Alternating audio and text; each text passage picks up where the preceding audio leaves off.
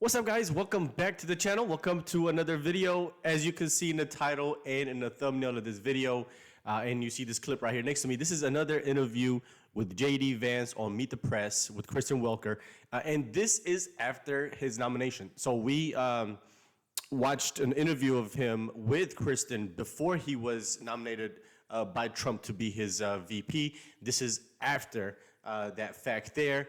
And the first comment on this video says, "We want a Kamala interview with tough questions, please." So it seems like JD Vance and Trump and any Republican really is not scared to go and speak with the media, but Kamala Harris is still running. So Senator, we're not wasting any time at all, guys. Let's get into this clip here and we'll get into the comment section. So make sure you stay to the end and like the video down below, guys. I greatly appreciate you being here. Senator JD Vance, welcome back to Meet the Press. Thank you. Thanks for having me. Thank you for having us here in Cincinnati. Let's start off with the Democratic National Convention. Sure. Some of what we heard this past week. Vice President Kamala Harris, in making her case, said that the tariff plans that Donald Trump is proposing will hurt the middle class. Here's what she said specifically, quote, Sure. He intends to enact what in effect is a national sales tax, call it a Trump tax, that would raise prices on middle-class families by almost $4,000 a year. Now, the estimates vary, but how do you respond to that charge that Trump's tariffs would hurt the middle class? Yeah, so if you step back a little bit, Kristen, there's this whole thing that Kamala Harris did at the convention where she made a bunch of claims about what would happen and not enough actually reflection on what already happened, right? Because Donald Trump was already president. He used tariffs to bring manufacturing jobs back to our country, and I think he'll do it again. And he did it while keeping prices extremely low. Because if you go back to the Trump presidency, we had 12,000 factories that were built during Donald Trump's presidency. Inflation never really ticked above 2% his entire administration. In fact, was sort of around 1.5% most of the time that he was president. So when Kamala Harris says, if we do the thing that Trump already did, it's going to be way worse than it was last time, I just don't think that makes a lot of sense. Well, let's talk about Sure. Trump's record during his first term. He did impose rounds of tariffs, and it cost Americans nearly $80 billion in new taxes. Do you acknowledge that imposing more tariffs will ultimately cost consumers? Well, what it really does is it penalizes importers from bringing goods outside the country into the country. And I think that's just a necessary thing. We know that China and a number of other countries are using effectively slave labor to undercut the wages of American workers. Donald Trump thinks that has to stop. And again, what Kamala Harris is saying, Kristen, is that if you do this, you're somehow going to cause skyrocketing inflation. In reality, Donald Trump already did it. He brought a lot of jobs back, and it didn't cause inflation. But it caused consumers. And what they did and the policies that Kamala and Biden did brought inflation. Like, this is this is crazy. Pay more. They paid more in taxes, $80 billion worth. Do you acknowledge that consumers ultimately will pay more if there are more tariffs imposed? So economists... Do you just acknowledge that? No, I don't, Kristen, because I think economists really disagree about the effects of tariffs because there can be a dynamic effect, right? So what some economists will say is what you just said, that it will actually raise costs for consumers. But what other people say, and I think the record supports what this other view, is that it causes this dynamic effect where more jobs come into the country. Anything that you lose on the tariff from the perspective of the consumer, you gain in higher wages. So you're ultimately much better off. You have more take-home pay, you have better jobs, and also we have more reliance. Because one of the things we learned during COVID, I don't, by the way, blame Democrats for this, but one of the things we learned during COVID, Kristen, is that if our supply chains are really brittle, if we depend on the Chinese to make too much of our stuff, then prices can skyrocket at a time of crisis. The economists who say that tariffs are bad, they don't take that into account. And we've all learned it the hard way. And it is economists across the board, really. I mean, the Wall Street Journal says economic data showed that Donald Trump's trade war with China did not achieve its objectives of reversing the declines in U.S. manufacturing or reshoring factory jobs. I hear what you're saying. It's a complicated picture, but just on that bottom line point, you can't guarantee that Americans won't wind up paying a penny more, can you? Well, I think that what you can guarantee is that if you don't bring more manufacturing jobs back into this country, you don't make our supply chains more stable, you're gonna cause higher prices over the long term. I think that is what is absolutely true. But you acknowledge they could wind up paying more? What I acknowledge, Kristen, is that unless we bring more manufacturing jobs... We're already paying more, so it doesn't matter. jobs back to this country, we are going to end up paying more in the long term. Remember, the whole promise, now, again, this was a bipartisan thing. My own party was as wrong about it as Democrats were, and Donald Trump was right about it. What they said is that if you shipped all of our manufacturing to East Asia and to Mexico, Americans would pay lower prices. Well, here we are now, and Americans are paying higher prices. And just one more thing on this, Kristen, because it's really important to go at what Kamala Harris actually said in her convention speech. She says that she wants to stand up to China on behalf of American workers. If you're not willing to impose tariffs on companies that are manufacturing in China, using slave labor in China, you're not standing up to the Chinese, and Americans are really going to suffer. And on pricing and prices right now, inflation obviously at its lowest level since 2021. But let's move on. Robert F. Kennedy, the big news yesterday. Very big news. He suspended his campaign, announced he's endorsing Donald Trump. He is also known as someone who has blamed vaccines for autism, antidepressants for school shootings, and recently said, quote, he won't take sides on what happened on 9/11. Do you have any hesitation about accepting his endorsement? No, Kristen, I don't, because we're going to disagree on issues, right? There are things that Robert Kennedy has said that I disagree with. I'm sure there are things that he said, or that I've said, excuse me, that he's going to disagree with. But I think what his endorsement represents is that Donald J. Trump's Republican Party is a big tent party. I was raised by two grandparents who are sort of classic blue dog Democrats. They believed in having a border. They believed that you shouldn't have censorship in the United States of America. They believed in common sense economic policies. They may have disagreed with Donald Trump about tax policy, but they believed in some fundamental American values. And I think what RFK's endorsement really shows is that the Kennedy Democrats are actually more at home in the Republican Party of Donald Trump. And unfortunately, Kamala Harris's party, higher prices, doing nothing to fight back against the Chinese, to say nothing of a wide open border. That is not JFK's Democratic Party. It's not RFK's Democratic Party. We're thrilled to have the Kennedy Democrats where they belong. Well, and some in the Kennedy family have stepped forward to say that they sharply disagree with this endorsement. But let's just go back very quickly. He says he isn't taking sides on 9/11. Do you agree with that statement? Well, of course I don't agree with that, Kristen. Now, to be clear, I don't know what RFK actually said there. Maybe there was additional context. Of course, you actually have to see what people say before you agree or disagree with it. I certainly have taken sides in 9/11. I'm the pro-America side. I don't think that we should have been attacked, and I certainly think hitting back against the terrorists was justified. I don't know what RFK said there, but what I do know is that RFK said a lot of very interesting and important things, that the Democratic Party has become too pro-censorship, that the Democratic Party, especially in the wake of COVID, became really anti-freedom and anti-child. I mean, you had Democrats saying that we should be masking toddlers in their schools, even though we knew it caused developmental disabilities. I agree with RFK that that was crazy. Well, to be fair, there was a lot of information that scientists were grappling with as it came in, and masks were perceived to stop the spread of the disease. Let's move on. Totally.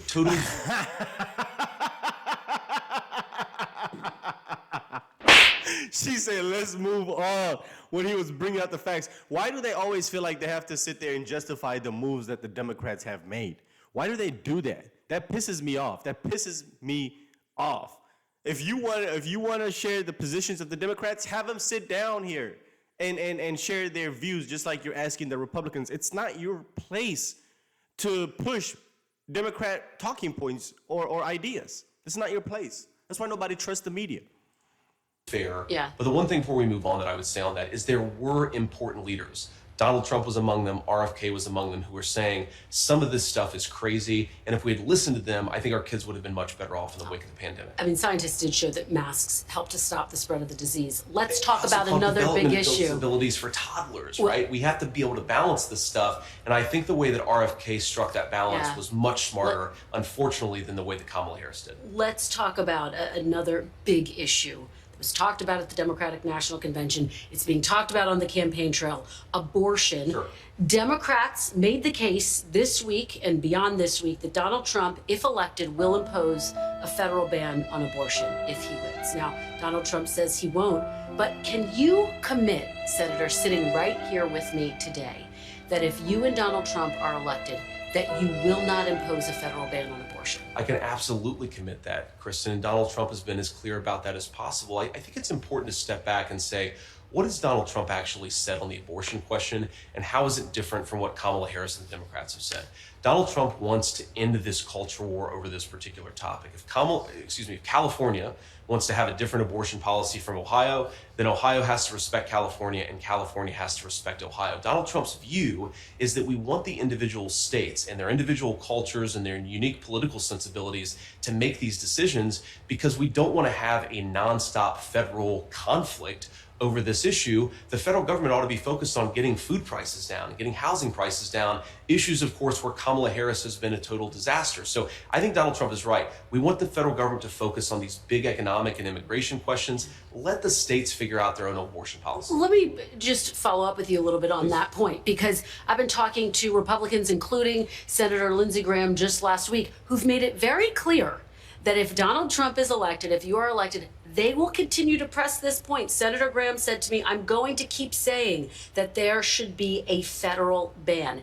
If such a piece of legislation landed on Donald Trump's desk, would he veto it? Well, I think it'd be very clear he would not support it. I mean, he said that explicitly. Yeah, I mean, if you're not supporting it as the President of the United States, you fundamentally have to veto it. So he would veto a federal abortion ban? I think he would. He said that explicitly that he would. And I again, don't think he's ever said explicitly he would. He said that to you? Lindsey Graham, Kristen, I would be surprised. I mean, again, I need to see the context on what Lindsey Graham said, because Lindsey Graham himself has not advocated a federal abortion ban. Lindsey Graham has advocated a federal minimum standard. Wow. Now, to be clear, that is not Donald Trump's view. Donald Trump disagrees with Lindsey Graham on this, but no Republican, at least no Republican with any reasonable power, is saying that we should have a complete national abortion ban. I haven't heard that from any of my colleagues. And to be clear, Donald Trump, I think, has staked his position and made it very explicit. He wants this to be a state decision. States are going to make this determination themselves. All right, let's talk about women voters more broadly. The Census Bureau estimates there are 22 million women between the ages of 20 and 40 who,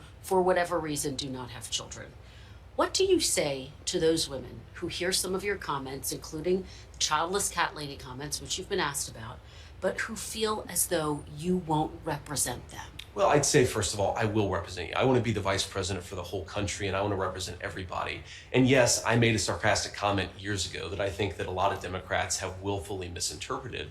But what I've simply said is that I think that it's really a profound change that's happened in our country, where we become anti-family, and I would like to change that. And I think if you talk to young women, whether they have children or don't want to have children, what you consistently hear is that a lot of young women feel like they don't have options. I saw this with my own wife, who's a working mother, who's a very, very accomplished litigator. She has 3 beautiful kids, and always felt like she was having to balance being a good mom with being the kind of litigator that she wanted to be. I just want women to have more choices. I've seen that very personally in my own family, and I think it's something that is broken about our country. Let me zoom out a little bit. Please. You're calling it a sarcastic comment. Sure. And yet, some women, and you got the feedback in real time, felt like it was a gut punch to them personally. Do you regret making that comment? Oh my Look, God. I regret certainly that a lot of people took it the wrong way, and I certainly regret that the DNC and Kamala Harris lied about it. But do you look, regret what you said, Senator? Look, Kristen, I'm going to say things from time to time that people disagree with. I'm a real person. I'm going to make jokes. I'm going to say things sarcastically. And I think that what's important is that we focus on the policy. There are certainly going to be things that I say, if I'm elected vice president, people are going to say, well, I wish he had said that differently. I think it's most important to actually be the person I actually am, and to say those sarcastic comments were made in the service of a real substantive point. This country has become too anti-family. It's too expensive to afford a house. It's too expensive to afford groceries. Donald Trump and I want to change that. And unless we get better leadership, we're not going to. But again, just very quickly, given that people have told you directly, have spoken out, have said that they were offended, they were hurt by those comments, do you wish you never made those childless cat lady comments? I think that it's much more important for me to just be a normal human being who sometimes says things that people disagree with. I have a lot of regrets, Kristen, but making a joke 3 years ago is not in the top 10 of the list. All right, another big topic in this. Man, give this guy a round of applause, man. The way he just answers questions is amazing. I love it. He did not grovel to the left right here. Yeah, well, I said those comments, if that hurt your feelings, that hurt your feelings. I mean, oh well, right? Oh well, at this point. Everything seems to hurt the left's feelings anyway. This is not the first, and I'm sure it will not be the last. This race is immigration. There has been a lot of discussion about Donald Trump's plans for mass deportation. Yeah. According to one estimate, more than 11 million U.S. citizens live in households with mixed immigration status, including more than 5 million children. If you and former President Trump were elected, would you separate families as a part of your mass deportation effort? Well, we have to start with the foundational issue here, which is we have 25 million illegal aliens in this country right now because Kamala Harris has refused to do her job. Very quickly, DHS says it's much lower. It's closer to 8 million. I don't know. Where do you get the 25 million from? Well, I think the 25 million are the people that should have been deported that maybe weren't deported, plus you had another 12 to 15 million that have come in since Kamala Harris. Look, DHS whatever the number is. That number. And also the ones that were not tracked, the gotaways. You're not counting those either. For the record, they say it's closer to 8 to 10 million. But I think there are reasons to think that DHS is underestimating. Whatever the real number is, it's way too high, right? It's millions upon millions of illegal immigrants that have come in just since Kamala Harris became the border czar a few years ago. She was put in charge of the root causes of migration. Well, the root causes of migration.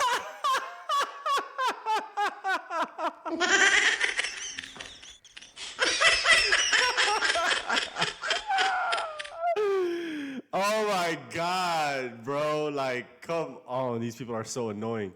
I would say, Kristen, is that Kamala Harris refuses to do her job as border czar. And let's just start there. I want to answer your question, but I think it's important to sort of... You notice they never do that, right? For Republicans. Like, if a Democrat was to come on here and say some outlandish nonsense, they will never fact check a Democrat, just like she just did to J.D. Vance. Sequence this in the right way.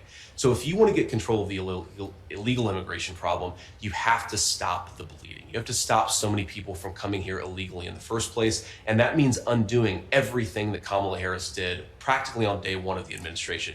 You have to reimpose deportations. You have to stop catch and release. Stop granting asylum to every single person who comes in here and says that they need asylum, and stop granting mass parole. These policies are why we have the immigration crisis that we have. So I think focus on fixing the problem. Before we even fix the problem, we've got to stop the problem from getting worse. And as you know, President Biden passed a series of executive actions, and illegal border crossings are now at their lowest levels in about 5 years, so much so that Greg Abbott is no longer busing people to other cities. But let me ask you this fundamental question, please. Wow. Fundamental question. Will families be separated under your mass deportation? And again, yes, they will be.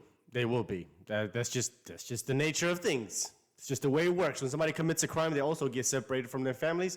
And crossing the border illegally is a crime. So it's just the way things work. If you were to go and arrest somebody for domestic violence, you're going to separate them from their families. It's just how things work.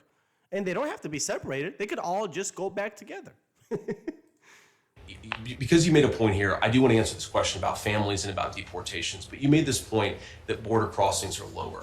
Border crossings at the southern border are lower because the Harris administration is sending more immigrants through the ports of entry. So instead of coming through the southern border, they're now being flown at taxpayer expense to the ports of entry all over our country. The number of illegal crossings, Kristen, this is a really important point, they're not any lower. They're just shuffling how the people are coming into the country in the first place. And this is very important. They're able to process them more efficiently, but Greg Abbott's not setting them to other Kristen, states. I don't want a border czar who makes it more efficient for illegal immigrants to come into this country. That's why we have the problem that we have. Senator, to this question, because so many people want to know the answer to this. Will families be separated under your mass deportation policy? I think that families are currently being separated, and you're certainly going to have to deport some people in this country. Now, I think you start with I think you start with the most violent criminals in our country.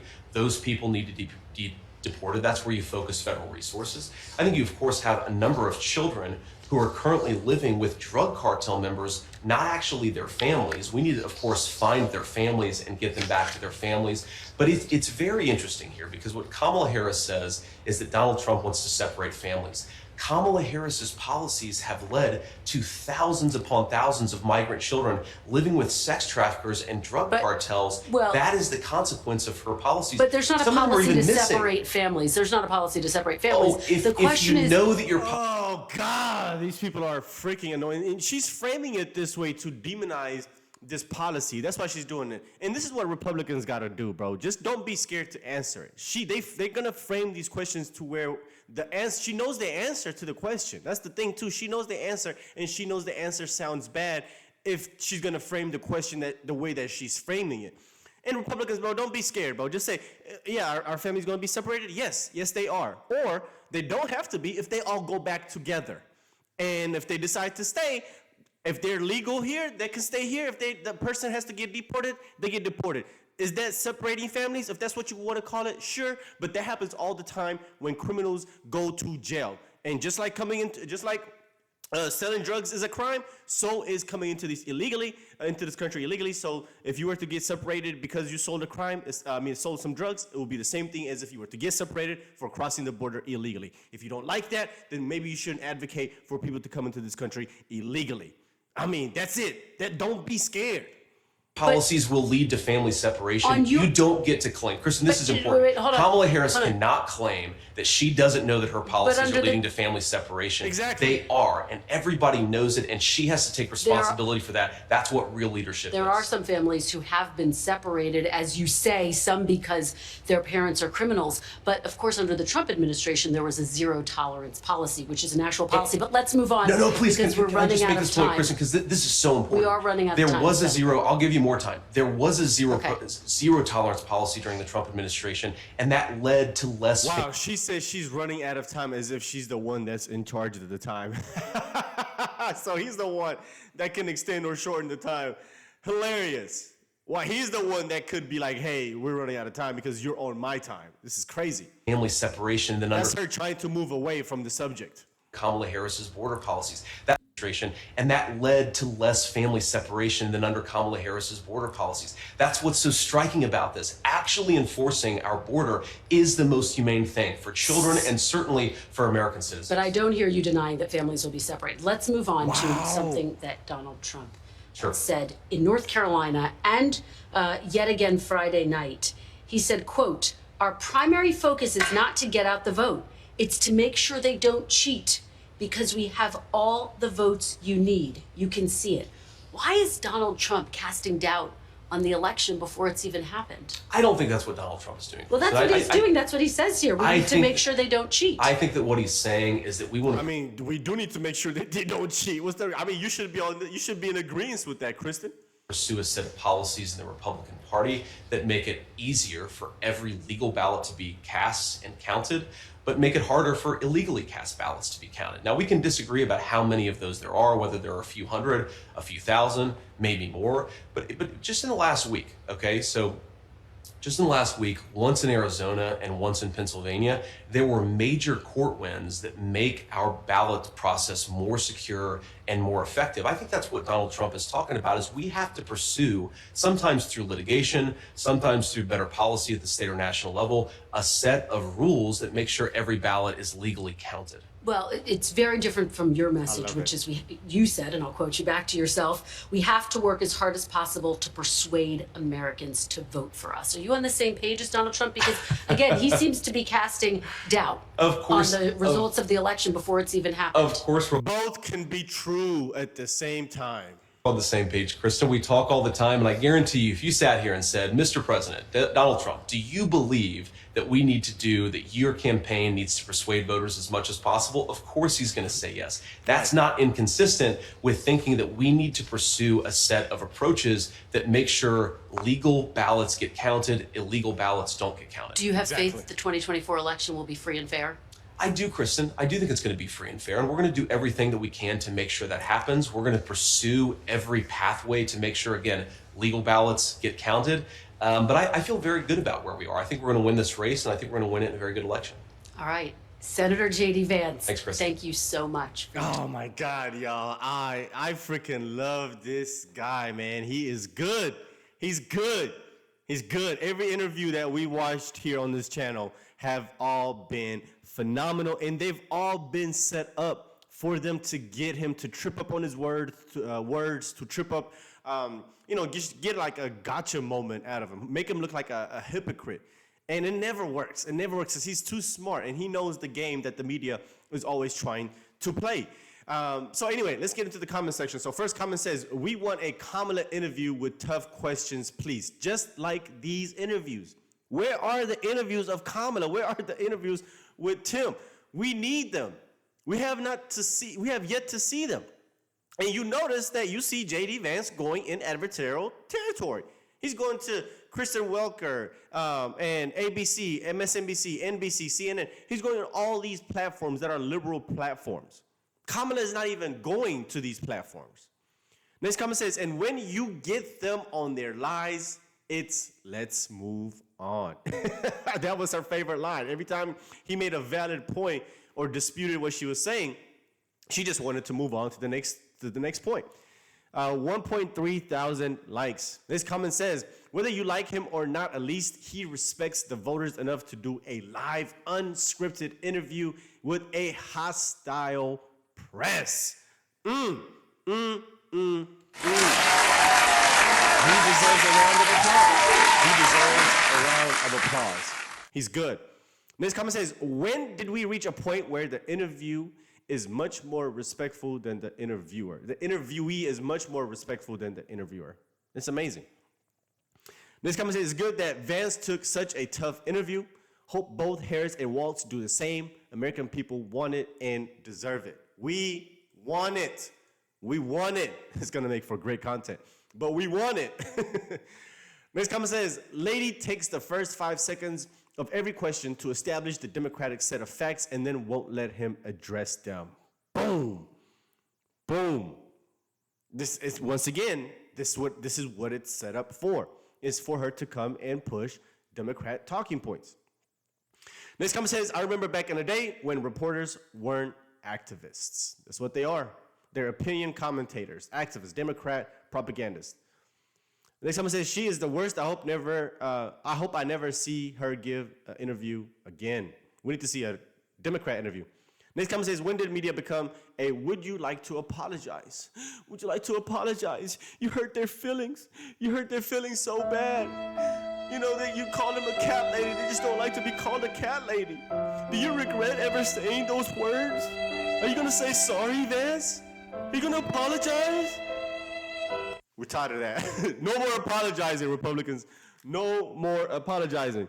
But anyway, hope you guys enjoyed the video. Hope you like the content. If you're brand new to the channel, hit the subscribe button down below. And guys, please hit the like button. Truly, truly helps the channel out. I'll see you guys on the next one. Peace.